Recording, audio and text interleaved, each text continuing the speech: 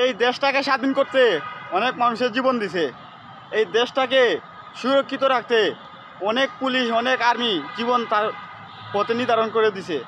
আর আপনি এই 95% মুসলিম দেশে কি রাজনীতি করতে চাইছেন? আপনার ডক্টর ইউনূসকে বলি একটা কথা, কান খুলে শুনে রাখেন।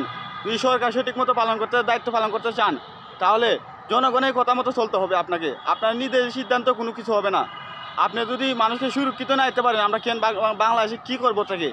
একজন মানুষের জীবন রাস্তায়, এর মূল্য কি রাস্তায়? জীবন কি এভাবে নেওয়ার উচিত? আপনি সঠিকভাবে দায়িত্ব পালন করবেন, আপনি ফাঁসি দিবেন, আপনি অনেক কঠিন আইন করবেন যাতে মানুষে শান্তি লাভ করতে পারে। আপনি কিসের সরকার?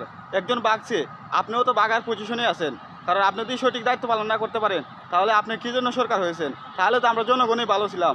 কথাটা মাইন্ডে রাখেন।